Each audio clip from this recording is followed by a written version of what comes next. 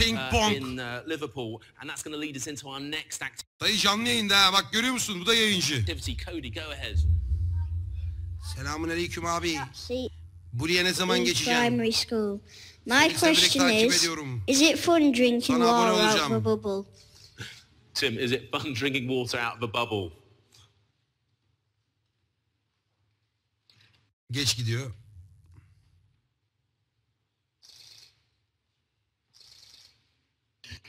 Ulan biz bunu Ankara İstanbul arası haberlerde bu kadar bekliyorlar ya. Really fun, Cody. Yes, I mean normally we have drinks bags like this which have straws on them, and so we just drink all our drinks through a straw. But of course, you can have a lot of fun in weightlessness, and you can turn it into a bubble and then drink it.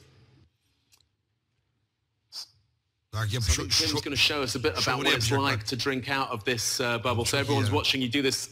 There you go. It's like blowing up a balloon, isn't it? And we were absolutely right. That is a sphere. You're going to try and drink that, Tim? Yeah.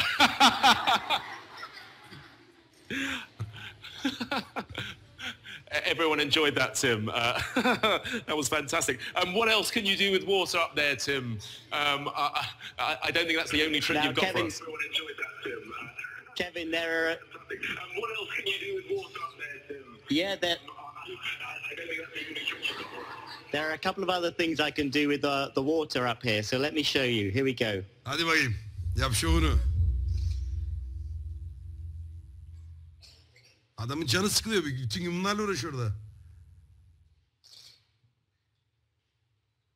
So I've got a little bubble there. And that bubble of water is going to float away.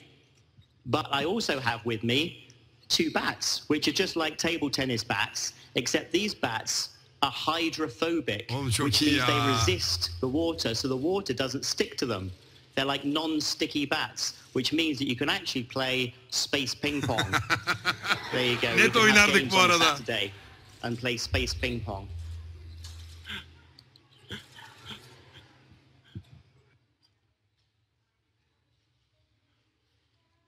I think you're better at ping pong than I am, Tim. Now, something else I'm going to do is I'm going to make this bubble a little bit bigger. I'm going to add some water to it. And then I'm going to put in a fizzy tablet and show you what happens when we put fizzy tablets in water up here. Sudaki görüntüyü yansımaya baksana. Takviye yaptı lan.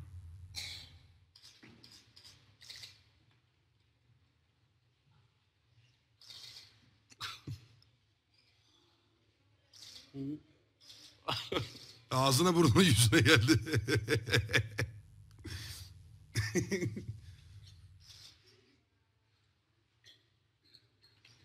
Error vermiş çocuklara bak.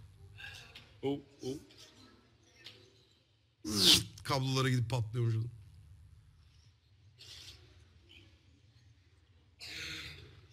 So I've got my fizzy tablet here. Oyda. And the bubble's nice and close to the camera so I can show you. Here we go. Aspirin. And I'll pop it in. Ah siktir. And there you can see the bubble is starting to grow. All of the gas is being released, but all it's doing is it's making that bubble of water get bigger and bigger, and you can see küçük küçük de patlıyor etrafa it bak. fizzing up there.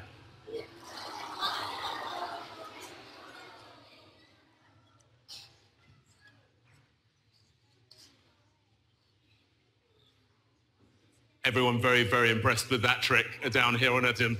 But putting a fizzy vitamin tablet in water has never been so much fun, I think. All right, that's fantastic. What an amazing, amazing demonstration. How does food get delivered space? Yemek nasıl gönderiliyormuş oraya? Ulaştırılıyormuş. Ulan bunun belgeselden daha eğlenceli lan bunlar izlemek. Astronauts all love their food. Oh. So NASA tried to ensure space food is as much like home cooking as possible. Bak bak çiğ köfte dürüm yapıyorlar. Ya bunlar keyfinde ya. Vallahi diyorum bak. Bunlar tatilli abi, okul yurdu gibi. The process begins here. We're making spaghetti with meat sauce. Meat sauce is just one of... Ne oluyor lan? It costs 10... NASA has a clever way of dealing with the cost. Freeze drying removes our products. We take them down. Each portion now weighs just 1 ounce. Cost to transport, $660. 1,300 miles away, an orbital Cygnus resupply module is being packed. Adamlara yemek yollama şekline bak. These are the tortillas. They're very popular on orbit. Each apple is worth its weight in gold. Uçağa yüklediler lan. As you can see, we're only İstasyona sending 3 yüklediler. apples. So Evet, you may kurutuyorlar, think that's unfair, paketliyorlar. because we have 6 people on orbit. They may have to share. For this İşte bu one, şey gibi precious sıcak su cargo ekleyip yemek handheld yapıyorsun falan ya. very last minute. It's on its way. Bunlar da şeyler galiba, tazeler. Kanka sipariş geliyor, tamam. 7,5 saate bizde. Müthiş ya, müthiş olaylar bak. 2 days later and the groceries are arriving. 2 gün sonra gitti. We're getting ready to birth the Cygnus 1 vehicle. All right. Looks really good. Perfect. Perfect. All right. Bonus food. Including some surprise treats. Bak mutluluğa bak. Çok iyi. Look at that. Tortilla. The real tortillas. Look at that. Real tortillas. Dayı çok aç, çok aç. Wow. Oh my goodness gracious. The greatest hot dog relish in the history of man. Oh my gosh, my wife didn't tell me about this. Vay be. Bak bizim o belgeseldeki dayı da bu. Bu adamın videoları meşhurdur zaten. Lan bu şeymiş ya.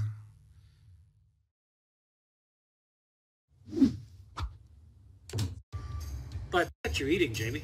I'm not attitude. Amazing and incredible. Ya oğlum bir test yapmayın lan.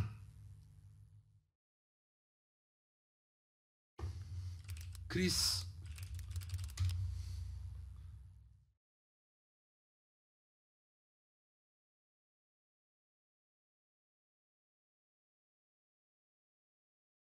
Bak dünyaya dönüş anı. 35 astronauts. The 3 are suited up in their so-called Kaptan ha. launch and entry suits, and inside of the descent module, 3 astronauts and cosmonauts have in the striped shirt there, reporting commander, Canadian Space Allah'a emanet Agency arkadaşlar. astronaut Kendinize iyi Chris bakın. Hadfield. Çok güzel. Now giving a final goodbye there and climbing in, you can Canımsın. see Russian cosmonaut Allah'a Roman emanet ol. Romanenko. He will be in Hadi the Hamid'e center selam seat söyleyin. of the descent module throughout the flight this evening, in charge of all the Soyuz systems throughout. You can see the hatch being closed between the two, the hatch on the Soyuz craft.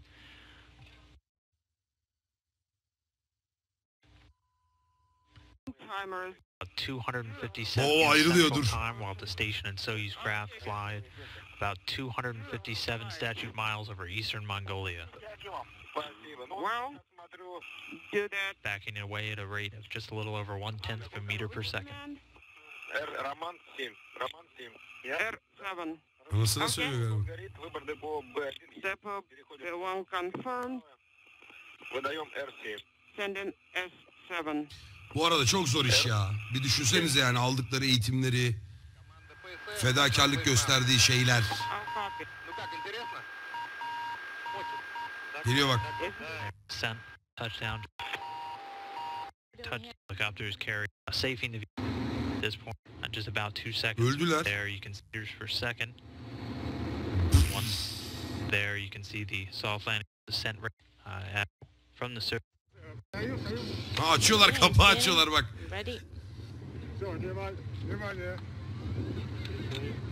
Attention. Careful. Hello. Welcome back. Our first look at the returned crew. O kadar farklı hissediyorlardır ki yer çekimi, dünyaya geri dönmüşsün, yürüyemezsin harbiden ya. Roman Romanenko there in the center seat. Chris Hadfield to his left and Tom Marshburn to the right.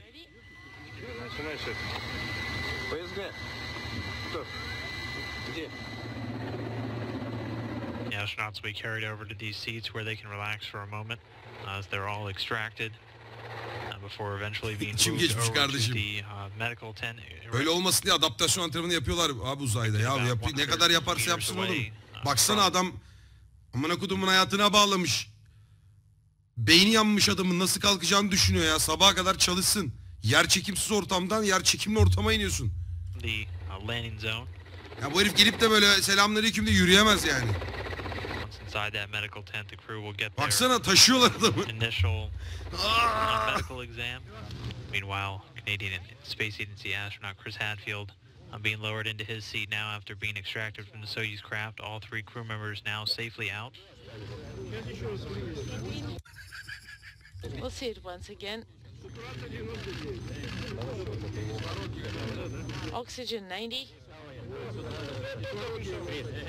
Thumbs up from Canadian astronaut Chris Hadfield returning from his command of the International Space Station. Historic one.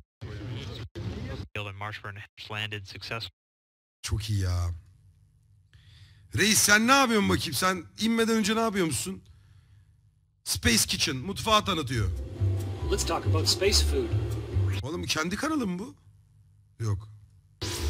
Kanadalıymış bu. Speed limit 17.500.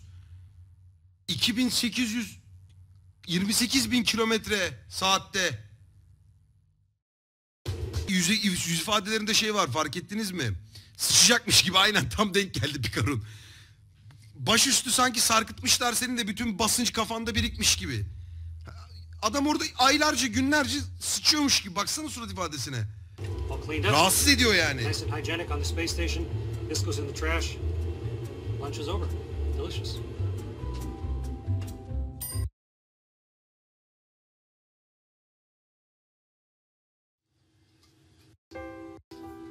Control to Major Tom. Adayı sen ne yapıyorsun? Astronotsun ya. Sen...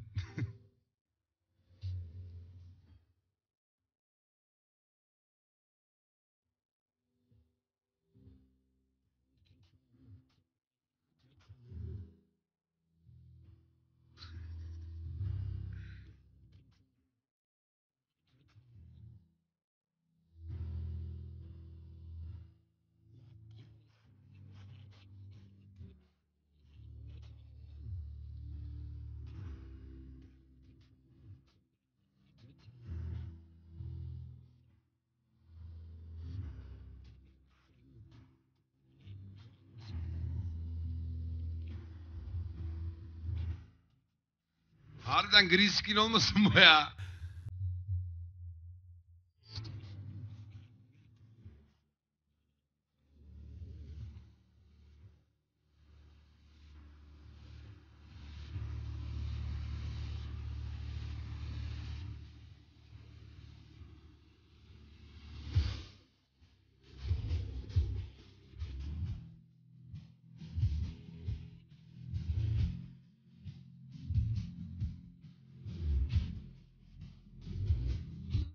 Abi orada yer çekimi olmadığı için kan dediğin gibi beyne hücum ediyor. Dünyada vücut yukarı doğru taşırken daha fazla enerji sarf ederken uzayda daha az, hatta astronotlar uzaya çıktıkları ilk 3 gün bu yüzden başının ağrıdığını söylerler. Bir şey merak ettim abi. Taşaklar havada mı? Ya siktir git Allah, manyak mısınız? Biz niye böyle hayal ediyorum bak.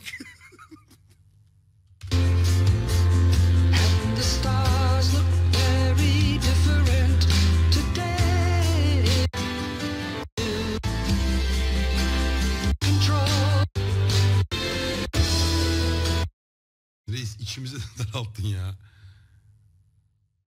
Tamam dur, daha ilginç bir şey var mı? Bak uzayda nasıl uyuyorlarmış, gör. Hi. Chris Hadfield here aboard the International Space Station. Adamın videoya giriş şekline bak ya. Busy on board the space station. Long days, lots of work, physical exercise. At the end of it you're tired. But how do you sleep in space? Peki uzayda nasıl uyunur? in order to make it comfortable for the astronauts, originally they were going to put us all in one habitation module with sleep stations all around it. But the way the station was eventually built, we have sleep stations inside Node 2, which is in the forward part of the station, and inside the service module, which is in the aft. A total of 6 small bedrooms, sleep stations, or sleep pods. And inside each one, böyle uyku odaları var işte.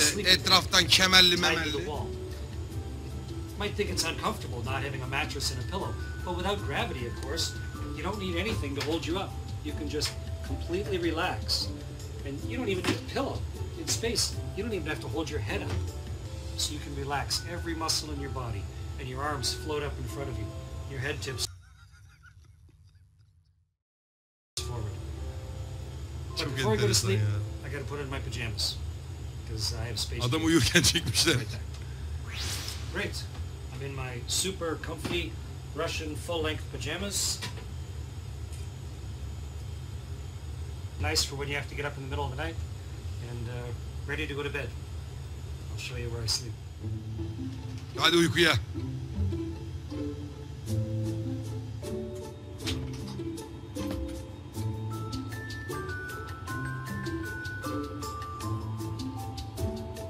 This is my sleep station, my sleep pod. This is where I spend up to 8 hours every day, here on board the space station. It's actually on the floor, but once you're inside, you just can't tell.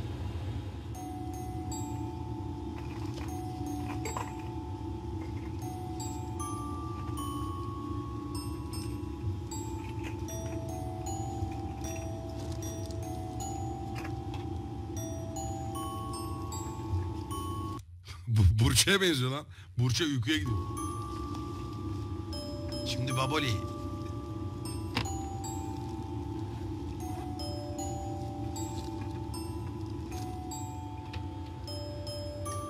Oh.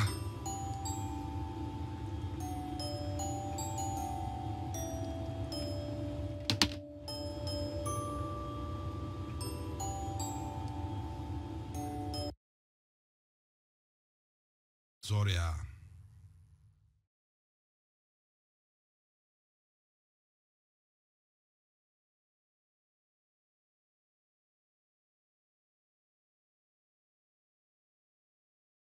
Saçını nasıl yıkıyormuş?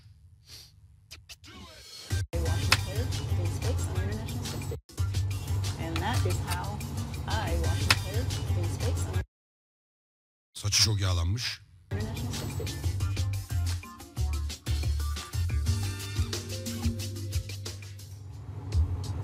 Hi there. I've had a lot of people ask me how I wash my hair in space, and I thought I'd show you how I do it. Let's see. To get started, these are the things I need. A bag of warm water, a little no-rinse shampoo, towel. Oğlum çok zor iş lan saç yıkamak orada ya. Dur merak ettim. Hatırlamıyorum ben bunu What I like to do is start by just putting some hot water, squirting it onto my scalp. And I have a mirror here so I can kind of watch what I'm doing. Sometimes the water gets away from you. And you try and catch it. Çok konforsuz ya. Then I just work the water up through to the ends of my hair. And I take my no-rinse shampoo and squirt it also on the scalp, just a little bit, and rub it in. Again, kind of working it out to the ends. And sometimes I'll actually take my comb to help work it all the way. Saçlar hep uçtu etrafı. Hep uçtu saçlar. Her yeri saç yaptın ya. I like to take my towel while I have the shampoo in there and just kind of work it.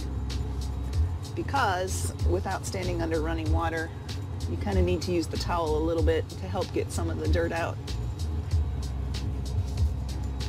I like to follow that by a little more water.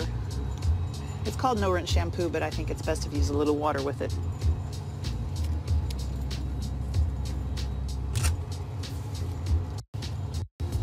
Supplies in the air, in space on the International Space Station. İyi. In space everyone can hear. Bak bu video çok iyi. Al. Bütün merakınız giderilecek şimdi. Hepsini gideriyorum. Otomatiği nerede lan ha? Bu niye default almıyor bunu? Hep böyle olsun. Ha. Nasıl sıçıyorlar?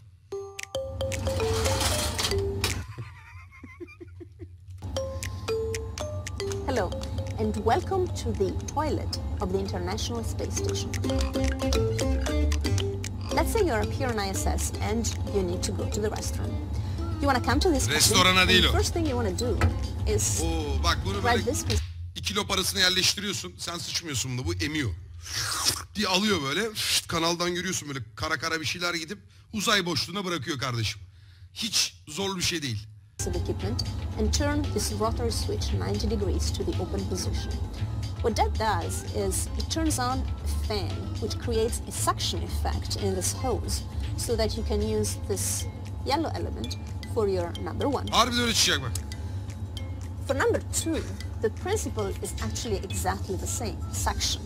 We have a solid waste container here, and on top of it is this seat. And the solid waste container is connected via this hose to the same fan, so that, again, the same suction effect allows you to do your number two in weightlessness. I want to show you how it looks, but since we don't want to... Uzaylının birinin çenesine çarpıyor değil mi? İnsan boku böyle. Gitmiş. Işık kaç? Böyle 160 sene sonra beni sekiyor buradan böyle. Neymiş o insan boku? Any bad smells to come out, we're gonna actually turn on the fan. It's gonna be a little bit loud. There we go.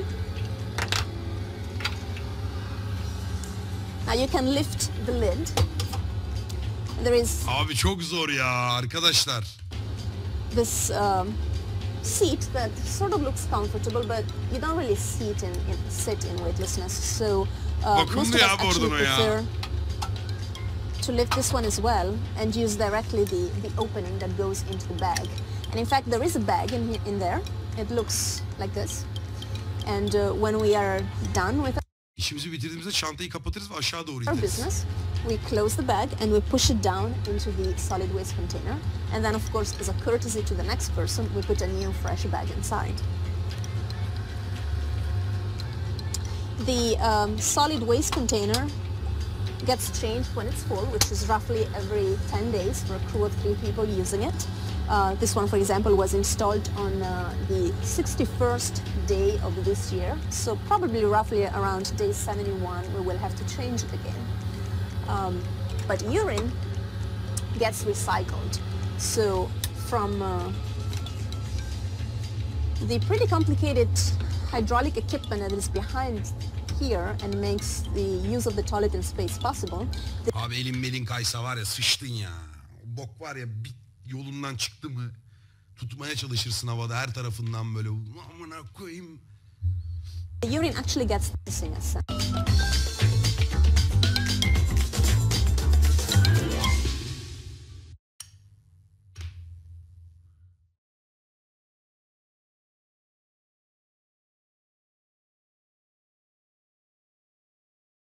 Yemek pişiriyorlar. Space'te, uzayda ağlayabiliyor musun? Yemek ne kadar eğlenceli hale gelebilir. Expedition 62 on the international on board. Have a great. These are meals. We want to make sure all that water is mixing in, and then we usually put it here inside the food warmer. And then we have refrigerated space. Mikrodalgaları var bir nevi. To allow us to use these just for food. All right. Dinner time. Table. Some Turkish fish stew. I have butternut squash. All right, and I'm having I have rice with butter, some lentil soup, and grilled chicken patty. A lot of the Russian food comes in cans. This was one of my favorites. This is spicy beef and rice. Space makes eating a lot more fun. You can turn your spoon upside down, or even let it go, and nothing's gonna fall off. Hindi lan hindi amına koyayım.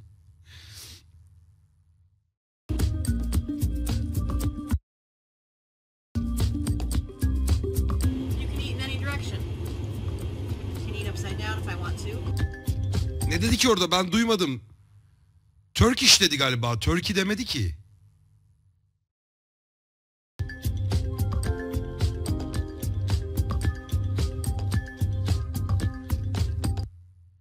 Abi ne olursa olsun özlersin rahatını ya. Zor yani. Pizza night yapmışlar, onlar eğleniyor ya. Baksana tiplere.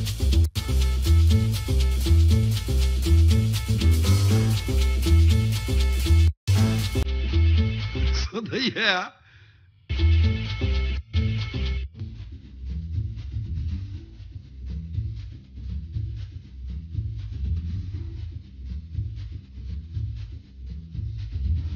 Astro acaba, Astro Comrade, Astro Mustriki, Astro Sabot. Hep aynı tipler. Geçerken uğramış abi bu değil mi? Running in Space. Tenis oyunu. Tenis oynamak kolay. Aa mesela tıraş olurken ne yapıyor? Ne yapıyor mesela? O kıl tüyüyle nasıl uğraşıyor bakayım. Vakumlu bir yerde mi? Bu nerede? Aa kendi içinde biriktiriyor. Wow. Adam süpürgeyle tıraş oluyor lan.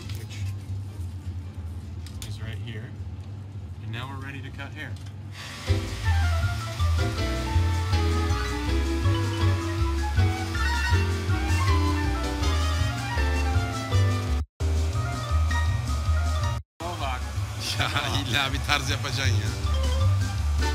Ha gitti, ne oldu? Hop yakala bakayım onu.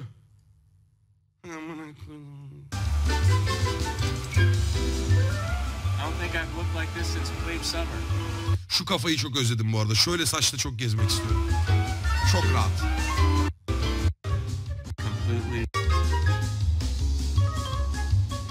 What if he does this every day? Go of my new crewmates. Güzel. Başka merak ettiğimiz bir şey var mı? Uyku.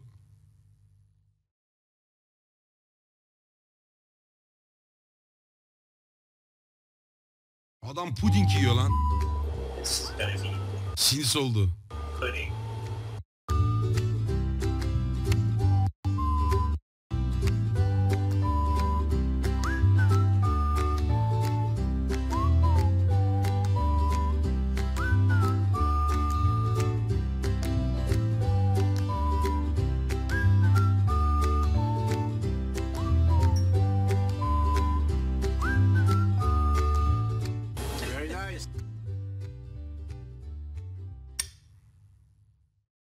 Spor.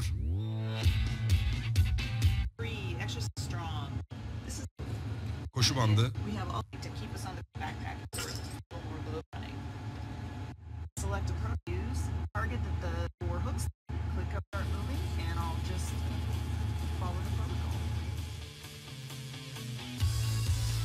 Bu çok yalan koşu bu arada ya.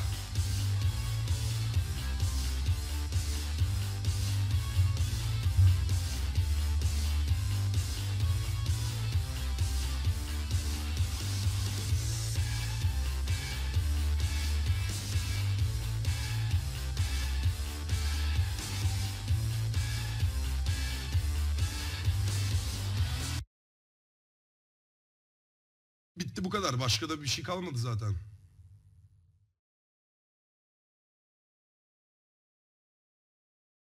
It's April 6th. Bu ne lan? Well, there you can see the Earth. There, but yeah, that's the, and then eventually the 16mm.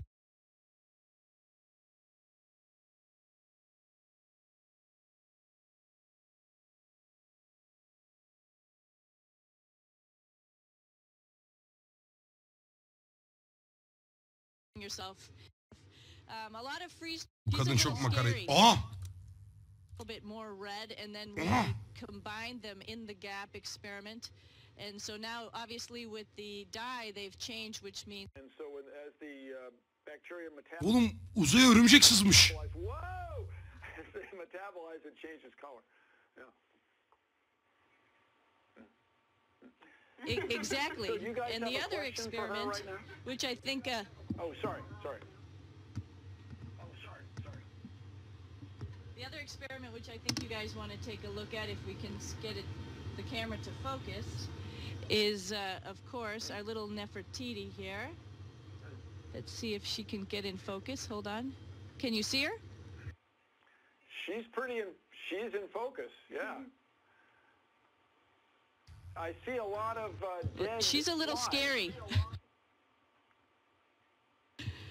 I think she's been eating well.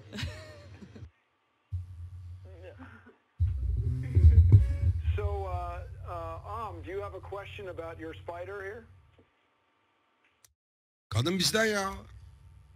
Yeah, I'll shoot a question. So, I see there are a lot of dead flies hanging around in the silk threads. Did you get to see her actually do the jump? Oh yeah, you know, she was in the CGBA. I'm sorry, the in her habitat there, and then also in the locker where the payload folks were able to see her with the camera, and that's what this is contained right here. But every now and then, of course, I took her and Cleopatra out and fed them, you know, by opening the plungers and opening so more fruit flies would come out. And one day I was doing that. I had the light on like this because, as you know, they hunt in the daytime, and I wanted to take a look and see if I could see her. And my gosh, I saw her stalking a fruit fly. Unbeknownst to that poor little fruit